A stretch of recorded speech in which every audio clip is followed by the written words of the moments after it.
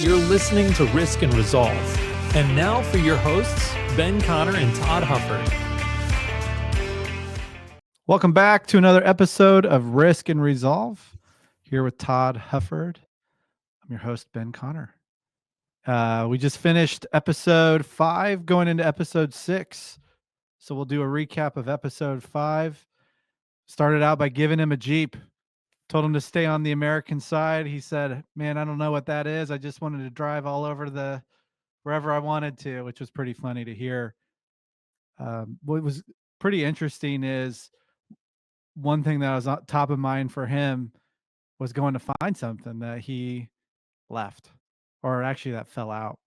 And that was his stuffed monkey that he's had with him at college and in other memorable times of his life.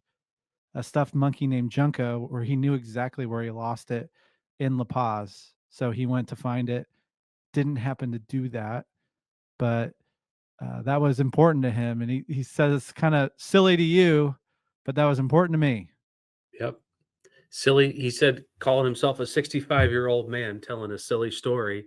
His cousin apparently gave it to him when he came home from Indianapolis. Folks will recognize this name, St. Vincent Hospital. So he had it quite a while. Sure did. So this was an episode that was the Americans had landed. They were, he was going around doing different things. And then ultimately he came home in this episode. But he had several stories about just engaging with the Americans who were in structured warfare for some time, in the dichotomy of him going through an experience where it was very unstructured and it was military, but not in the sense that anyone else had experienced. Yeah, the conversation seemed to move to be more topical and less chronological as he kind of got to the end of the chronological story and he went back and provided some color on some other things. But having that Jeep driving around seemed like he was a bit of a um, providing intel to the military that were coming in, and they didn't always believe him. He was explaining how there were 22,000 or more Japanese dug in on this mountainside, and some of the generals didn't quite believe him, and so they tried to get him to go up there to show them where they were at, and he said, "I'm not going to do that. That's a death wish." And he references a couple pilots that went up there under command of the general to go check it out, and how they were just blown apart in the sky. They never made it back. Yeah. Yeah, I'm sure that was a very odd experience for him, for everyone involved. But yeah, he was like, I'm not doing that, which is not military consistent, if you will. Not at all. So that was an interesting experience. He also talked about a story that was gruesome and memorable for him, but that he remembered a story about, or really they talked about artifacts and how he liked staying at Clark because, all of there was a lot of stuff coming in and he wanted to be around the stuff. Yep. And he also talked about there was a lot of artifacts that people would bring back. And he didn't bring back any of those things. The only things that he brought back were a couple Japanese flags. He mentioned it was out of guilt. And he shared a pretty gruesome story that he still at the time seemed to feel very guilty about. But he ended up engaging with a Japanese soldier that ended up putting his hand in his pocket. And what he had known is that at times when people put their hands in their pocket, they had a grenade in there and they would pull the pin and kill everybody. Right. So obviously out of concern for that, gentleman puts his hand in his pocket. Clay killed him. And when he went to, look through open his pocket and see what was in there, expecting there to be a grenade, it was actually a note that said, "Give this to an American for surrender." And so he felt very guilty about that. And that was just a really interesting story and just hearing him recall that was also really interesting and just revealed a personal side of war that is not usually talked about. I mean, I assume like that's how people would feel going through an experience like that, but you don't really hear that directly from folks because a lot of folks don't like to talk about that, No. understandably. I wonder how many times he told that story before that interview. I mean, there was 40 years or so that passed by between the end of the war and when he did that interview, and I believe he wrote about it, but you could tell him as he was sharing it, like you said, still a level of guilt, shame, regret. Um, War was maybe not quite over, but right on the cusp of being over. Mhm. Well, from that story, he launched into his return, 21 days on a freighter on his way home. And they told him he was able to take any spot on the ship he wanted. He was the prized guest. But then he learned that not everyone thought that. That's right. So he engaged with someone because he talked about rank a lot in this episode about being a second lieutenant, and that's where he was to start the war. Obviously, because of his circumstances, there was no rank change. He was second lieutenant, unless Right. he changed it for himself. I think he did actually. Right. So he was on the ship. Someone booted him to the bottom, and he was really grateful for that. That was an interesting story. He got bunked with a former New York Times columnist, Mhm. journalist that actually had been in World War One too. Right. Um, one thing that it revealed in that exchange about that whole story was just the idea of how much Clay really liked to learn. Mhm. He had such an interest in other people. That's probably a thread of this whole story that isn't as prevalent. It's prevalent, but it's not maybe as celebrated as his adventure or strategy. But he was interested in people and learning. He was interested in the Negritos. He was interested in the Huks. He was interested in all of the things that were going on in the war. He was interested in the global aspect of the war and how he could stay engaged in that mentally while he was in the Philippines. And then in this instance, he was really interested of what this journalist could teach him. He went on to say that he still went topside to get the freshwater showers versus staying below deck with the saltwater showers. And he laughed and says, I was still in my own army. And I think he was in his own army till the day he died. And I think there's a family thread there as well that, hey, go along to get along up to the point when you make me 21 days at the bottom of the ship next to the screw, all that noise. He just and then the way he went back and talked to that guy, because there was a bet of $100 about what rank he was and how long he'd been in the war, and he said he collected on that bet from I don't know if it's the ship's captain or somebody high ranking, as they underwent the Golden Gate Bridge, and you just think about that and how old that bridge was at that time, and but the way he said it about he did me the best favor because I learned so much, things that I wouldn't have learned by being with you. It was that sort of, you know, pat on the back, but kicking the shins at the same time as he's letting him know how he felt about it. Yeah, a backhanded compliment of sorts. Yep. But he talked about the Golden Gate Bridge and coming home under that, and his thought of there were 1,700 of us that went out, Right. but I'm coming home alone. And they were like, "There's no others." The interviewers, "There was no others." He's Right. like, "Well, there were no others on my ship. That's right. There were some that exited through Australia and came back that way, but it's still very few." He was the only one coming back from his trip over on that boat, which Mhm. is just wild. God's providence in that. He went home immediately because his father was sick. So he went back to New Jersey. And then from there, he went to the hospital for a month. Talked about how sick he was. He talked about how blind he was in this episode a little bit. And then after he was in the hospital for a month, he went to the Pentagon for debriefing. So he really spent some time talking about that. and Colonel Reedy as well in his engagement with him. Um, he said he got letters from Clay's mom every week, and Clay even mentioned she wrote letters to him like you would write to Ann Landers. I thought that was just a really funny comment. But Colonel Reedy, he said he was glad that Clay came home, and he mentioned that Clay's mom, he goes, she knows more about what we're doing than we do. Yep.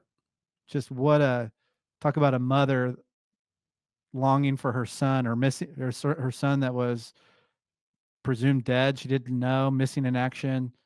But she was not, she was not just letting it happen. She was Wasn't getting going to go down involved. easy. That's for sure. So, which probably shows, his resolve, if you will. Um, that probably was taught. Absolutely. You look through the persistence of a salesman as a dad, and a mom that's writing letters to the Pentagon every day, and one of the colonels in the military knows who he is and knows who she is, and um, just really getting involved. I thought that was pretty fascinating. Well, he talks about hanging around the Pentagon. He's being debriefed. He's giving him information. He's giving him advice, and he talks about all these high-ranking generals he's hanging around with. He throws out a name, and of course, I'd never heard of it. He says Hap Arnold, and he mentions a couple others. And I thought, did I hear that right? And so I looked up a Hap Arnold, Henry Arnold, and huge general during the times. Let me tell you what Hap did. Hap was one of the first aviation pilots in the US. He was actually instructed on how to fly by none other than the Wright brothers.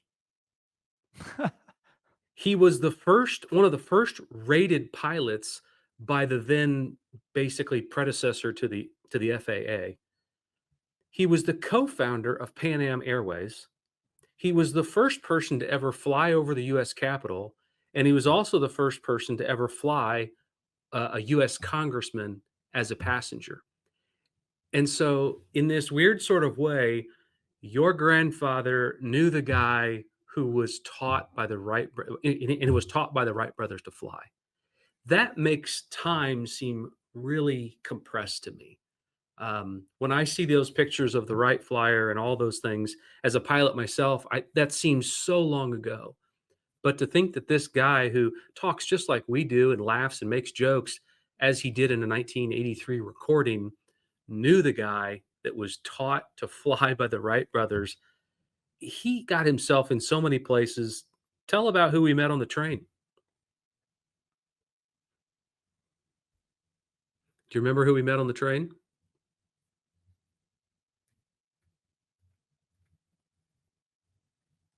What's so amazing is he meets with all these generals, names we really don't know some 80 years later, but these are the top generals in the military at the time and had amazing pedigree. Your grandfather got to meet some really interesting people. He talks about being on the train, running into Bob Hope, talking to Bob Hope, and how this True Magazine article came about and what that turned out to be. And then, of course, being on This Is Your Life. He just had a really charmed season there right after the war of getting to know. And again, to your point, he was interested in people. And I think people felt that and they became interested in him as well. Yeah. So speaking of people being interested in him, the story of him having his Bulova watch the whole way through the war, Artie Bulova hired him as a service manager at the Bulova Watch Company, which Clay then quit because he said he was ashamed of how his work was going. And so he didn't want to be a part of that. But Mr. Bulova then sent him to the Wharton School in 1946. And through that experience and with Dr. Roberts, there was a department of determining personal aptitude that got him into insurance. In fact, Dr. Roberts said, you really should be a lawyer, but I'm concerned that with your vision that you getting a lawyer's education in and of itself would be very difficult. Which is a little funny because obviously in the insurance business, we're reading contracts. Like that's our job, is to know and read contracts. So the education aside, both of those careers are very involved in contracts and reading. and he was obviously he had a partial blindness, clearly. And then this should go down in Connor lore. Then Clay said, "Well, I thought insurance was for people who can't get a job." That's right. Absolutely perfect. Um, so anyway, I think we I need probably to. should just end the episode on that comment in and of itself. I thought insurance was for people who can't get a job, but through the personal aptitude test, he ended up pursuing a career in insurance. Ended up back in Indianapolis, and this is what seemingly, as you listen to this to episode 5, you're like, how is there 2 more episodes? Like, this recording is over. Clearly, they're getting up, they're shaking hands. What I thought was really special is Clay said, I wanted to do this recording for my great grandkids to be able to hear this story. And I'm sitting there listening to it, and it's my children that That's right. he wanted to do that recording for, which they'll be able to hear. And it's just really wonderful to hear a vision come to reality, to be able to pass stories along. So that was also really special for me to hear, and another reason why we want to publish these recordings is so that they can continue to live on, um, you know, in continued history. But those were some of the things that stood out to me, obviously, from Artie Bolova, him sending him to the Wharton School, and then just the reasons why he did the recording. But we do still have 2 more recordings as he came back to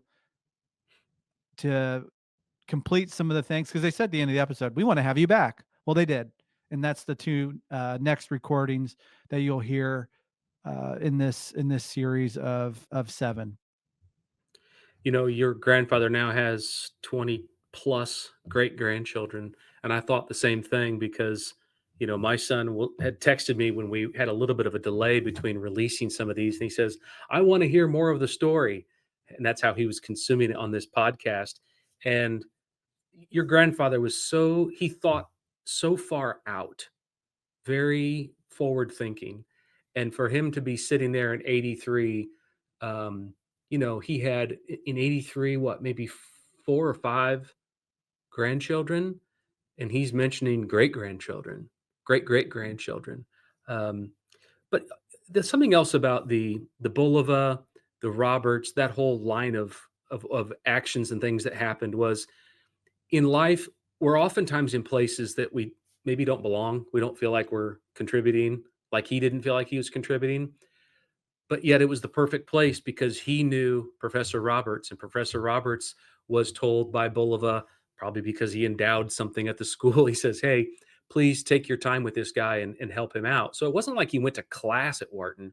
He was like a client, if you will, to do this profile test. Of course, we use profile tests a lot here still today, but to think that that one action is affecting, not just everybody here at Connor, but just take it real personal. My personal life, your personal life, because of a professor at the Wharton School some 80 years ago. It's just like, okay, wow. So how stuff really can cascade. And you think about the people you meet today and what actions and decisions you make can have effects positively and negatively, but for decades, if not 100 years later. Very powerful family story. Yep. God's sovereign and perfect plan. What incredible grace and mercy. Yep. Well, that was episode 5. Now let's hear episode 6 of Clay Connor's journey. Americans were bombed in Strassenburg. So I brought my pygmies down to Clark. This is about, I would say, it had to be in the latter part of December of 44. So the Americans were bombing, and we went down to check out and see if any were going to drop close by. We'd catch it. And I was standing out there on this hill, and I could see all these bombs dropping, and then I'd look up and I'd see one of these American airplanes, and something would hit it, and it would just look like pieces of little tinfoil. You remember tinfoil? And that was all that was left of this whole bombing crew, or nothing. Just in the sunlight, just little pieces of the sun reflecting off of the dropping. And you think to yourself, my God, 1 minute these young boys and the next minute what? And we've watched several of those like that, and it builds up inside of you. And you think, they're killing, we got to eliminate them. Somehow eliminate them. We had not aggressively been out eliminating them because the Filipinos that had got involved. Now, that didn't mean we didn't catch a few of them when they were in our territory with the blue ice and so on, hit and bury them or something. But we're now getting to the place where this thing is confrontation. On top of that, we got a political war going on. So what happened is the Huks came in. They want to get in the act. And they took Frank and I captive again, just at that time.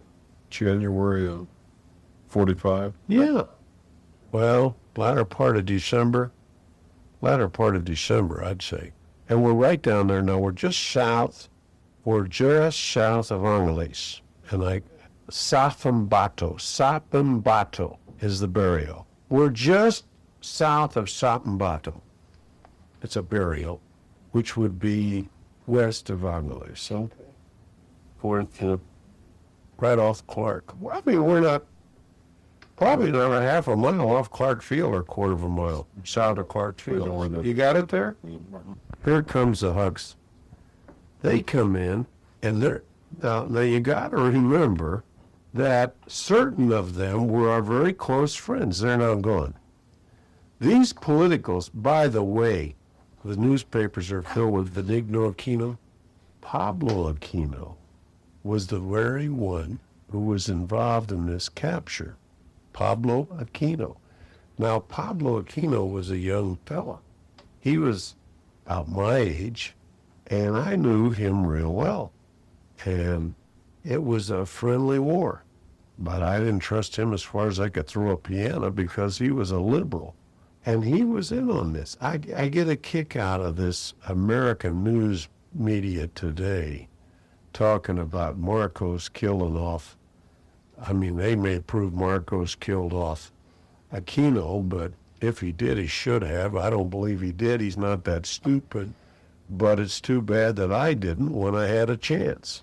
And he wasn't the only one. His grandfather was mixed up in it. His father, the Aquino family has been in they were the founders of the Huks. Don Pedro, I can't think of their names right now, but anyway, there were 5 of them that started the Huks, that founded the military side of the Huk organization. Abad Santos was the last part of it, and Aquino and so on. I could think of them. Well, anyway, here comes the Huks. So they are surrounded. They got us in the house. Frank and I get Frank's on the outside with his single hand grenade. Fights the war with a hand grenade. And I'm on the inside with a lousy 45 automatic. All my artillery and my Negritos are back in the mountains, see? You don't get them down below very often. I had 2 or 3 of them with me, and all of a sudden, them all looked my Negritos disappeared. Well, obviously, the Huks figured the Negritos got afraid and took off. So they're accusing me of, first of all, they've always accused me of being released from Japanese prison camp to round up the pro-American Filipinos so that I could report them and have them killed. Now, how ridiculous can you get? To me, that's ridiculous. I'd fight the drop of the hat at a dumb thing like that. But I can't express to you how I felt, but I was irate. But it doesn't do any good to get all bent out of shape. You got to fight to survive. Words aren't going to keep you alive. Well, anyway, they had me. And I was in the house, and I was really in trouble because they had about 100 to 150 there, and the Americans weren't quite there yet. They're still bombing, and the Filipinos are cleared out because of all the bombing and the Japanese fighting, and the Japanese are clearing out the perimeters. And they're raiding every one of those local barrios in order to clear the perimeters of any of the pro-Americans that might be in the area like me. So I was in hot water.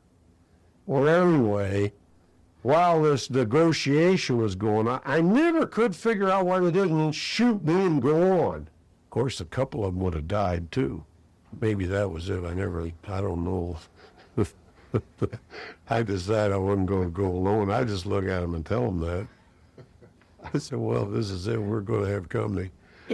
But anyway, here comes about 400 pygmies out of the mountains. Kojero, Ari, the whole clan.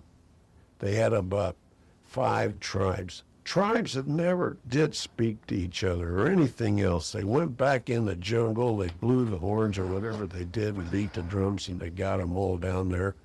And here they come. I never saw such a group of pygmies in my life with bows and arrows and makeshift guns and Enfields and old threes and that they had picked up and a few machine guns and whatnot. See? Man, they came in there like you wouldn't believe and surrounded the Huks.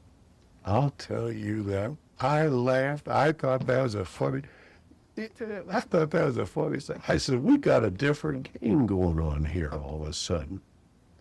Frank says, let's clear out. I said, clear out? We're not clearing out. The hell with that. We're going to strip the Huks of everything they got. I took every one of their guns. I took all their supplies. I took all their... They had taken all of the rice from the people in the area. I got all the rice back, took it back and gave it back to the Filipinos and had the Negritos keep part of it. And we run the Huks out. I had a ball. It was wonderful. Was that the end of the Huks? Oh, that was not. The Huks are still going. They call it a different thing today. They're bigger today than they were then. In fact, you see, if Rapido had been in on that, I wouldn't have had any trouble.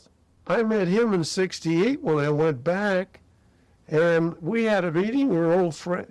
You see, you got to know, the Huks were not all anti-American communists dyed in the wool. 90% of those people were pro-American Filipinos that didn't understand what the leadership was doing. The key military committee of the leadership was they were well indoctrinated in their program. And their program was not only independence, but their program was a communist, dictatorial type of Chinese agrarian movement. Communist or socialistic? Communist. Okay. No question about it. They had no problem with that word at all. But you're not talking to the mine run kid carrying a gun that's involved. But the rest of the people you mentioned too, this Lamanman? Lumanlan, yeah. Lumanlan. Negrito. Negrito, yeah. Right. Now, he was the police chief in Angles, Uh-huh. but he was a nominal Huk because a lot of people had to be Huks even before and after the war in order to survive. I mean, Well, in the barrio areas, you were either pro-Huk or you weren't alive. Because, you see, that was the instant justice. The constabulary and the Philippine government could not control the government in the barrio areas any more than the central government can control the government in the outlying regions of El Salvador. It's controlled by the guerrilla forces. Now, the guerrilla forces hit and move, and the people support them only because they know if they don't, they're going to get killed. Did you see the picture of the Magnificent Seven? Yeah. All right. Why did the people in that barrio support those lousy ladrones, as the Spanish call them, or thieves, or roving bandits? They did it because they had to, right? Now, what happened? The problem was the ladrones took too much. They pushed too hard. So they sent everything they had into town to find somebody that would come back and help them defend themselves against. And this is the same thing. Now, the Huks didn't push too hard. See? They're smart.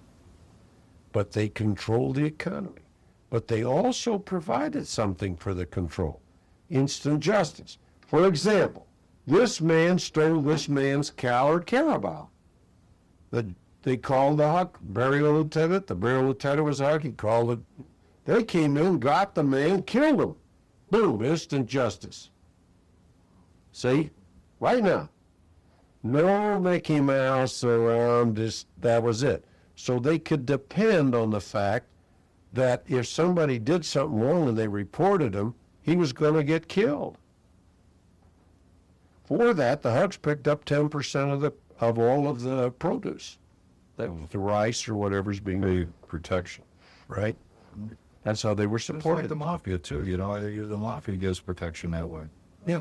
Now they control the local governments. So if you're chief of police on the constabulary out of the Marcos government, are you a Huk if you're an Anolis? Not really as far as Marcos is concerned, but does Marcos know it? He has to. You call it a system of Byzantine politics. I guess that's the phraseology. There's so much intrigue, and it makes the Borgias look like Sunday school with Dick and Jane. Well, it's ridiculous to Very think. complicated. Yes, but it's ridiculous to think you're going to impose upon that kind of a society a form of republic that we enjoy in this country. There is no such thing anyplace else in the world. There is no other republic. We are not a democracy. We are a republic.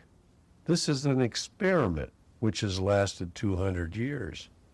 It's the most wonderful experience to provide the freedom that mankind could ask for. And if we let it disintegrate into a democracy where you can get 250,000 or 500,000 people to march for a reason, and that changes the government, we no longer have a republic. We're down the tubes, aren't we? It's a good observation. The Negrito in this, of course, they don't really call them. It isn't pygmy a word that we use? Negrito means little black.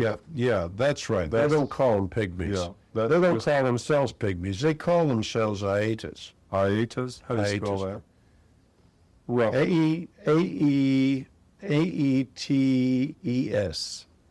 okay. At the time that you were there, you indicated tribes. How many tribes? Tribes. I probably had contact with 10 tribes, 10 to 15 at the most. And each one controlled by an Ari?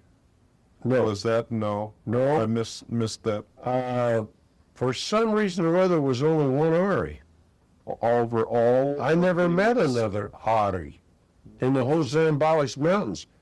But what allegiance he had was never clear to me, but nobody challenged him. But he was so lazy and so mean.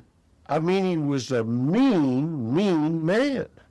Now, he wasn't K.O.D., whatever that guy's name was. Cojero. Cojero. Was sharp, he was kind, he was intelligent, he was aggressive, Inquisitive. sexy. Yeah. Okay. A sexy short. Apparently, Sexy short black man. Okay. I didn't know he was sexy until I found out he almost got himself killed by his wife. Damn, why he never mentioned it to me, see? But I found it out. Now, so the Ari, how old was the Ari? And was that his name? Or A-R-I. No, his name was not Ari. Ari means king. Right, okay. I can't remember his name. Okay. How old was he? I would say he was in his 50s. A little fat man. Lazy? No, he wasn't fat. Wasn't He was fat. hard. He was stocky. Okay. He was probably tougher than the hide on a hog, wild boar. His skin looked like you couldn't pierce it with a 45. And he probably was about 4'9". And if he was 6 foot tall, he weighed 200 pounds. So I don't know what he weighed. That kind of thing. Tough warrior. Yeah. Type. All of them tough warriors. Yeah, he was very expert at making his own arrows. A lot of them didn't make their own arrows, but he made his, and his own insignia was carved, and he explained it to me how This was his, and if somebody had one of his arrows, he was in real trouble. When his arrows got into something that he didn't get it back, they better bring it back. Was it made of bone? Was the tip made of bone of some kind, or Yeah, metal. or metal? Steel, but you see, his insignia was carved along the neck. Oh, See, interesting. it's different kinds of hieroglyphics or whatever it is. Yes. Yeah, well, his were special, and he was very proud of that. Now, I often wonder where they got the steel. Yeah, that's and to engrave on it too. That's Oh, they didn't engrave on the steel. This is on the shafts. or on the shut. So okay. See, but they used steel. So I figured they must have got the bolos, which that was a part of their. Wherever they went, they had a bolo strapped to their side, and their wooden sheath they made, and that was always decorated. They did everything with that. They planted with it, cut paths with it, built houses with it. Everything was as sharp as a razor, and they fought with it. And they were all about a foot long, maybe a foot and a half long, curved or straight. Most of them had straight back and kind of a curved half-moon blade. And they'd chop grass with it, cut trees, chop cane, down the lowland steel cane, taking drawing cane in the mountains. But I think they got this by trading products in the mountains, wild boar, banana leaves, a special kind of rice they grew, wild carabao, things in wood. In other words, you wanted some timber they had, they'd trade for it. You go and get it, they'll trade you. I often wondered why the Negritos would live in a total primitive life in which probably less than 10% of them contacted the Filipinos, and the others wouldn't even face them head on, never saw a white man. And why would they live in that isolated jungle mountain and never go into the outside world, remain alone? And why all over the world this is true? Why don't people intermingle? That was an experience to me. That here you're dealing with a primitive group of people that probably had maybe 200 words in their entire vocabulary, and most of their language was by emphasis or hands, mouth distortions to emphasize something, or eyes moving in a direction. I often wonder, obviously they didn't want to. Mm-hmm. Nor did they even want their tribe to be involved with this tribe. They wanted to be isolated. So they were isolated even among themselves. Even among themselves. They spoke the same dialect or language. Mostly. They had some different dialects. of Negrito. Even among the Negritos, yeah. But they could understand one another because by the time I got there, they were running short of wild game in the jungles because the Filipinos were beginning to make inroads for timber. And that, of course, eliminated some of the wild game. I thought it was interesting that the way they fished with a 4 or 5 pronged harrow made out of bamboo and was tied at an angle, kind of spread out.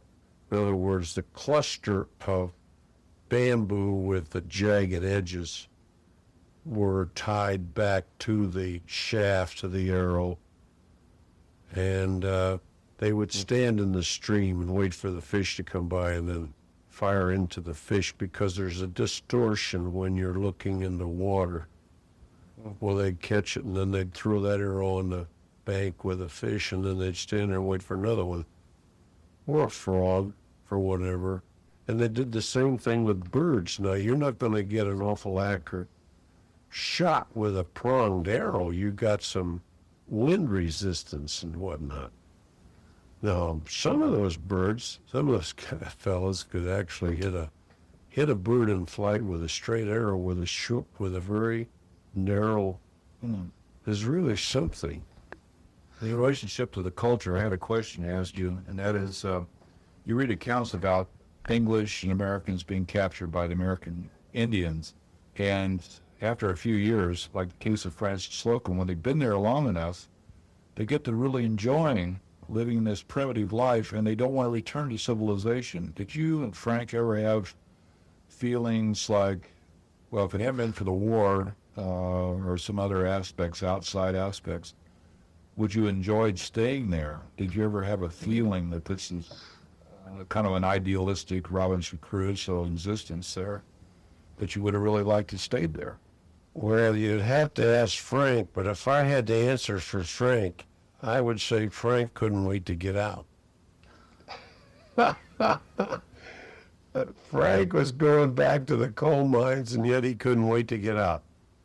I was going back to a fairly affluent society around New York, and I wanted to stay. I was tempted to stay. I went back, you see, and Did you have a choice? oh yeah, You could have stayed, or did you have to go back? I want you to answer the question, that Doug asked, but I'm just saying that, did they make you go back, or could you have stayed on your own?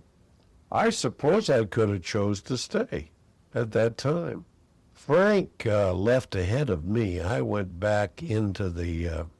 Frank was not with me when I went back into the 40th, 43rd, 37th, or whatever the organizations and did all this. He didn't go with me. He went on out. I would have stayed there had I not been an only child, and I felt a definite responsibility to my folks. And I didn't even know if they were alive when I got this first letter and found out they were. I knew that it would be impossible for me to stay there with any kind of personal happiness.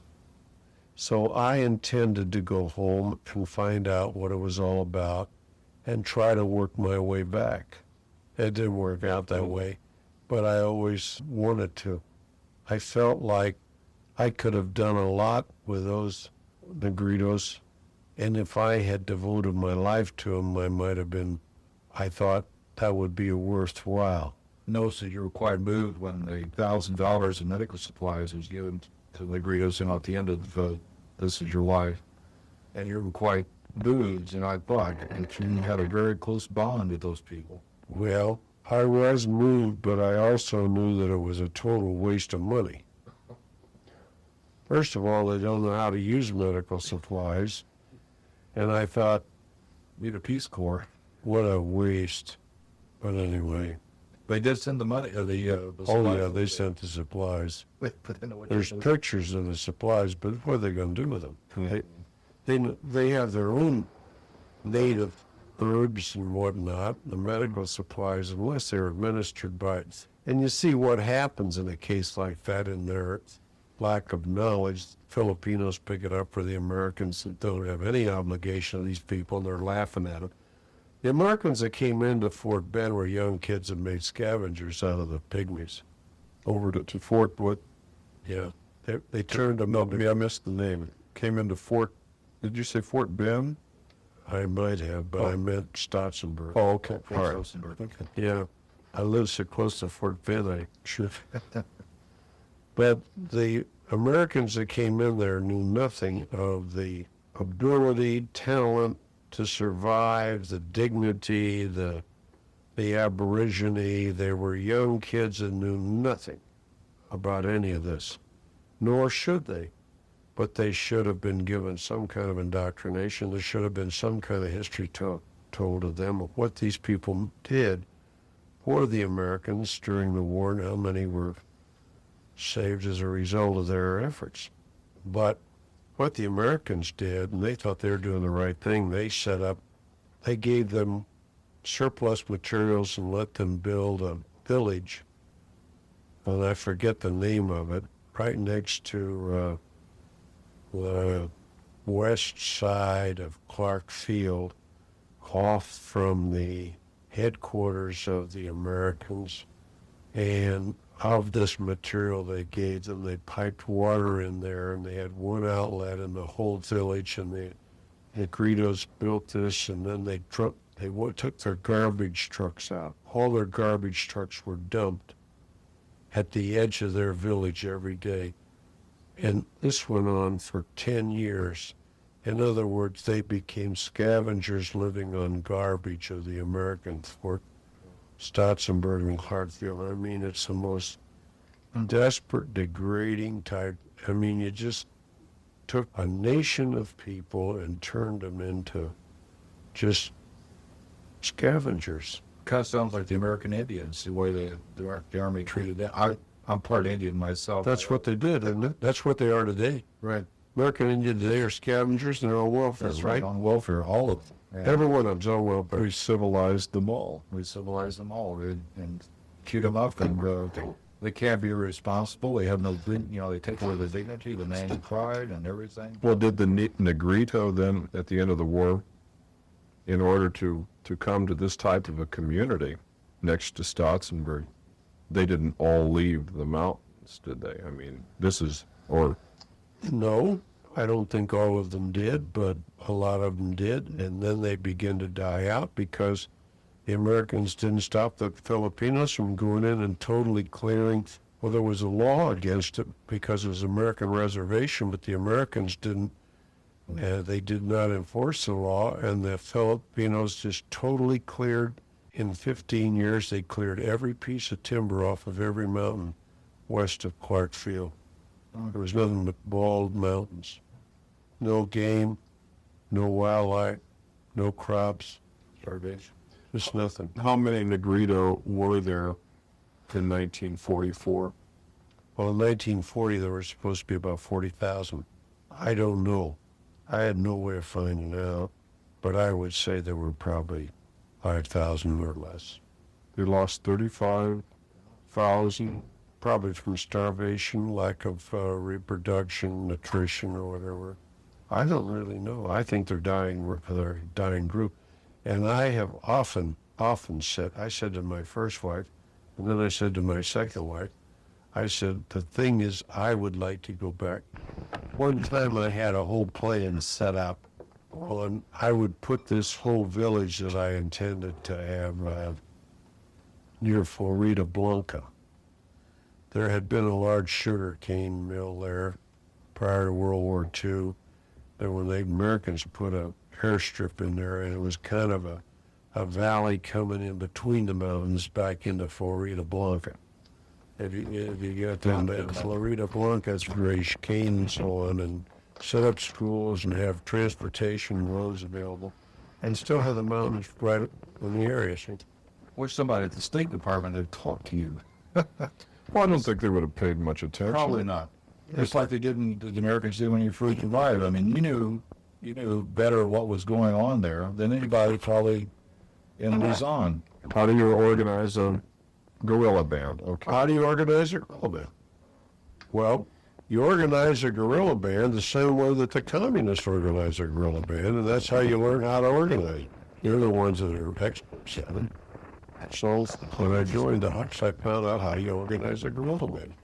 The first thing you do is you get a leader who believes in a cause. Well, the cause in the Philippines was anti-Jap, pro-American. That was the cause. In other words, they didn't want the Japanese coming in there. That was pretty obvious. The Japanese were in there and they were occupying the ground. They had taken over. They'd closed all the schools. They had taken over all the houses, taken all the government offices, taken over the media, the newspaper, everything. And they were forcing people to do things. They were taking away their money, taking away their crops. All the sugar cane was confiscated to convert into gasoline to run their trucks. So, this all this Mickey Mouse we had a few years ago by making sugar into gasoline. They were doing that. The World War II. That's how they ran all their trucks in the Philippines. Well, anyway, Gasohol. Before it became. Yeah. They don't sound very good, but they go. Well, as a result, the Japanese were not popular with the Filipinos, and the Filipinos had a way of describing this by saying these people are not like Americans. They eat with their fingers. They don't eat with utensils. Now, the Filipinos ate with their fingers, but they didn't appreciate the Japanese coming in and controlling them and dominating them and them eating with their fingers. See, is that a funny thing? I mean, that's strange not to think it. Why don't you like the Japanese? Well, they eat with their fingers. What else don't you like about them? Well, and I don't know how they put it. I'd have to use their terms because a translation of terms are some kind of vulgar, but they defecated in their houses instead of going to the woods. They just took advantage of their property. See? They didn't like that. They defiled their property. They defiled their by They defiled their property. when you So that- say defiled their property, do you mean the Japanese? Japanese didn't have any property. Okay, they defiled the. They moved in and then they'd stay all night. Instead of going outside, they would do whatever they wanted to right there in their house. They would defile. And they had to sleep on their floor, and they would do that. Now, that doesn't mean they couldn't clean it up one out, but there were a lot of things. You see, they had no respect. The key was they had, as Roger Dangerfield says, they got no respect. All right, but it was more than that. They hated them because they were forcing them. The Americans never forced the Filipinos. They never forced them. The Americans may not have all been good to the Filipinos, but they never forced them. Never. And they overpaid them for everything.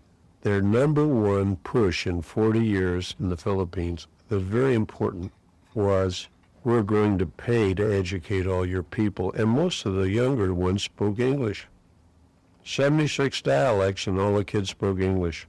It's a great unifying language because if they couldn't understand what they were saying in one dialect or Right. another, they could understand universal language be English. It didn't make any difference if it was Spanish, Portuguese, Tagalog, or what, if as long as it's one language, right?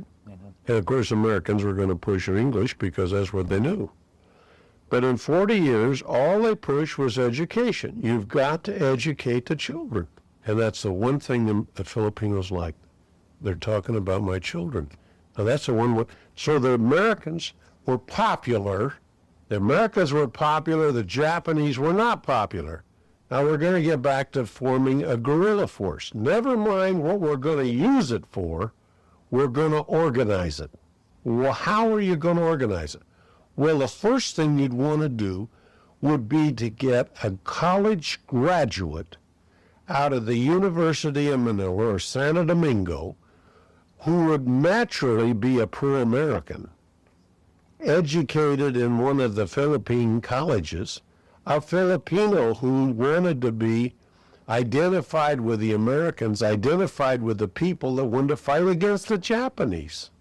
Now, if the Central Committee, who were, say, 5 men, who were really pro-communist Chinese agrarian with the objective of not letting the Americans take over after the war, but using the propaganda so that when the Americans came back, the freedom or the independence would have to be assured.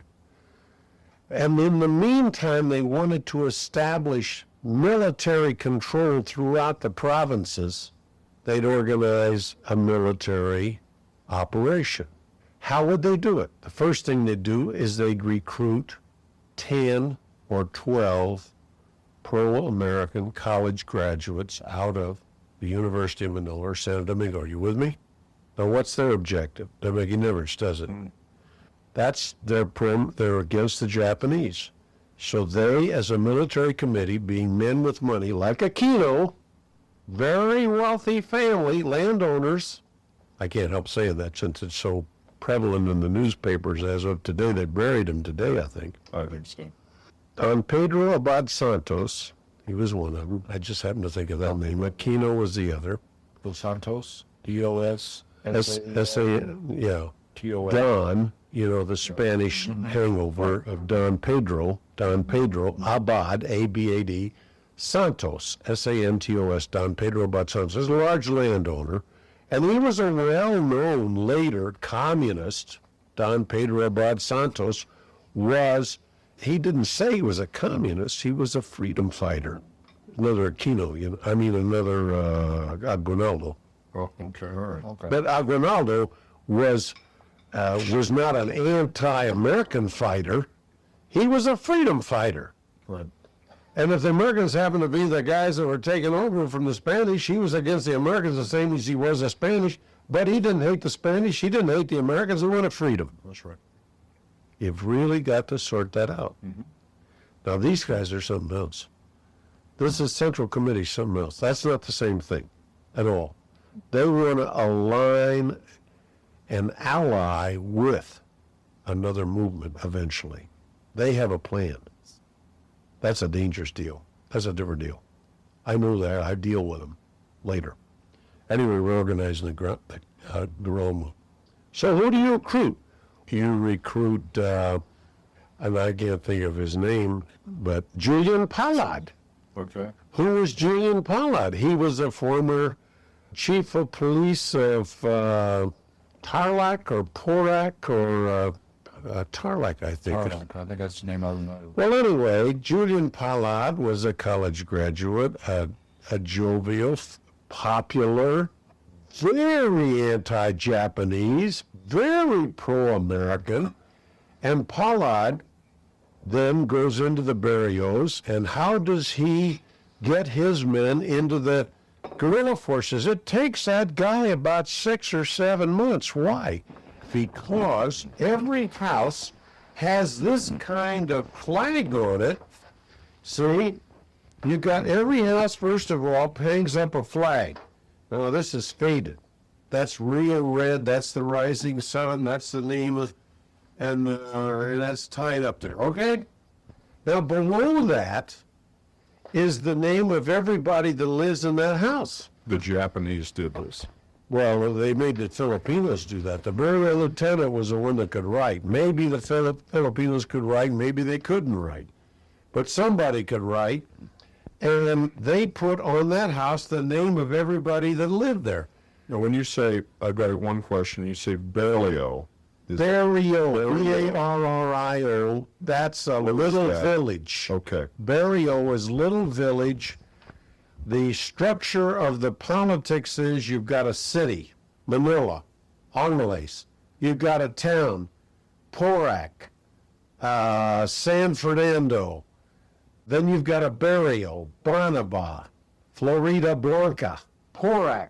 These are barrios, okay? Another way of saying village, Porac really. was, yeah, village was, Porac was a village. Well, anyway, they go from this one to this one. Now you have a barrio lieutenant, and he's in charge of that barrio, and he reports, the barrios report to the city, to the towns. The towns report to the city. See, comes down. Or no, Was that established before the Japanese? That's just part of the Filipino culture. That's a culture. Okay. Now let me show you how you work this thing out in a guerrilla force. This is really interesting. You go in, now you got to get the young boys out of the barrios, right? Or the towns.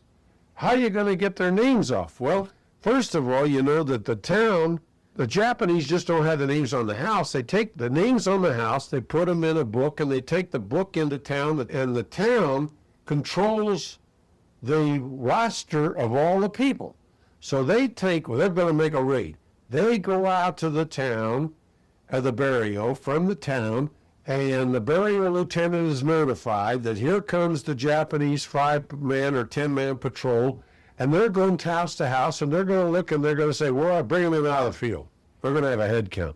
Now, they've got the roster, and this is control, man, right? Absolutely. Okay, now we want to get them free. Now, how are we going to do that? Well, Pablo, wait a minute. I can't think of I keep forgetting my friend's name. That was so wonderful. What did I say his name was? Isn't that terrible? Julian? Julian Pollard. Julian Pollard. I keep thinking of Pablo Aquino. Anyway, Julian Pollard has to get 100 men. That's the whole point, that he was told to get 100 men.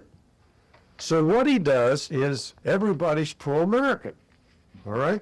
So he goes out and he says, now what we're going to do, we got to work through the towns.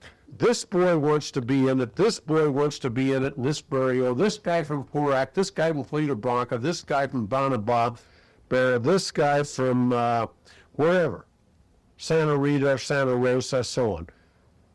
Now, we got to get a new list up on that house. So we put a new list up on the house at the same time that we've got our compadres working in the town to rewrite the whole page and put it in the book over again without that name in it. We got some real people working here. See, you've got grassroots, hard work, putting their names on the line, right? All of a sudden, you got 100 boys free. Now, how do you think you're going to do that overnight? No way. First of all, you got to have a boy that you want. Secondly, you got to have a boy that's going to go along with you. You got to have a family that's not going to report the boy. And you got to have almost a universal pro-American organization here, because if the neighbors are going to know it, aren't they? That's right, and they can report it. I'll tell you later what they do when they find out that the kid's gone. You wouldn't believe this one. Why don't you just tell it now? Well, you go into a burial, you have 30 houses. The houses are all built on stilts with bamboo slit floors. They always come in about 4 o'clock in the morning, the sun's not up.